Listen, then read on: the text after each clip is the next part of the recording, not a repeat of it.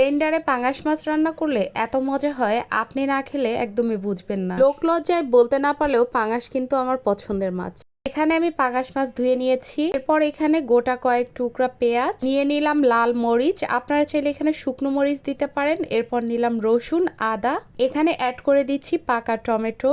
ঝালের পরিমাণটা আর একটু বাড়িয়ে দিলে আরো বেশি মজা হয়, আপনারা চাইলে দিতে পারেন। এরপর এগুলো সব কিন্তু একসাথে আমি ব্লেন্ড করে নিয়েছি। আর আজকের এই রান্নাটা হবে ব্লেন্ডারের এই মশলাটা দিয়েই। এরপর একটা প্যানের মধ্যে দিয়ে দিলাম সরিষার তেল, আপনারা চাইলে এখানে কিন্তু সয়াবিন তেল অ্যাড করতে পারেন। দিয়ে দিলাম এখানে পরিমাণ মতো পেঁয়াজ কুচি, যেহেতু আমি এখানে পেঁয়াজ ব্লেন্ড করেও দিচ্ছি তাই পেঁয়াজ কুচিটা একটু পরিমাণে কমই দিলাম, মানে একটা পেঁয়াজ কুচি দিয়েছি। সামান্য একটু ভাজা হলে এখানে আমি সেই ব্লেন্ড করা মশলাটা দিয়ে দিব, কারণ আমাকে কিন্তু এই ব্লেন্ড করা মশলাটা প্রচন্ড পরিমাণ সময় নিয়ে কষাতে হবে। এর কারণ হলো মশলা যত কষাবেন এটা খেতে তত ভালো লাগবে আর মশলার মধ্যে থেকে কাঁচা গন্ধটা চলে যাবে। এখানে আমি একটুখানি লবণ আর পরিমাণ মতো কিছুটা পানি দিয়ে দিলাম হলুদ গুঁড়া, মরিচ গুঁড়া। পরিমাণ মতো পানি না দিলে দেখবেন যে মশলাগুলো শুধু বারবার ছিটে আসতেছে। এরপর ঢাকনা দিয়ে ঢেকে আবার অনেকটা সময় নিয়ে কষিয়ে নিবেন। উপর থেকে দেখবেন যে তেল ছেড়ে দিয়েছে। এই পর্যায়ে কিন্তু নাড়াচাড়া করে ভালোভাবে আবারও অ্যাড করে দিবেন কিছু পরিমাণ পানি।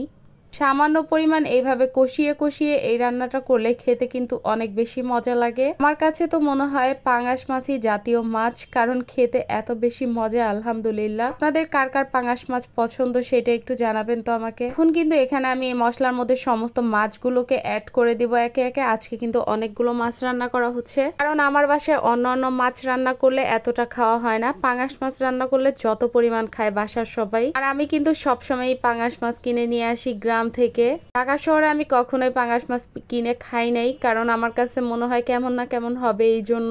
এবার মাছ দিয়ে সমস্ত এই মশলাটা কষিয়ে তারপর দিয়ে দিলাম পরিমাণ মতো ঝোলের পানি। এই ঝোলটা এত বেশি গাঢ় হয়, খেতে এত বেশি মজা হয়, আপনাদেরকে কি বলবো। আপনারা একবার যদি ট্রাই না করেন তাহলে বুঝবেনই না। পানি দেওয়ার পর সামান্য নেড়ে চেড়ে ঢাকনা দিয়ে ঢেকে কিছুটা সময় রান্না করে নেবেন। যতটুকু আপনার ঝোল রাখতে হবে ততটুকু রাখবেন। এটা সম্পূর্ণ ডিপেন্ড করবে আপনি কতটুকু ঝোল খাবেন ওইটার উপরে। তবে এটাতে ঝোল যত কম রাখবেন ততই বেশি মজা হয়। উপর থেকে ছড়িয়ে দিবেন ভাজা জিরার গুঁড়া আর দিয়ে দিবেন সামান্য নেড়ে ছেড়ে ধনিয়া পাতা কুচি, যেটা ছাড়া শীতের কোনো তরকারি চলে না। শীতের মধ্যে এত সবজি থাকা অবস্থায় আমি কেন এই মশলা তার মাছের রেসিপিটা দিলাম সেটা বলছি। সবজির দাম কমার পর সবজির টেস্টও আর আগের মতো নাই। এটা কেমন হইলো ভাই? তাই আমার কাছে আর সবজি ওরকম ভালো লাগে না, তাই এইভাবে একটু ভুনা করেই খাচ্ছি।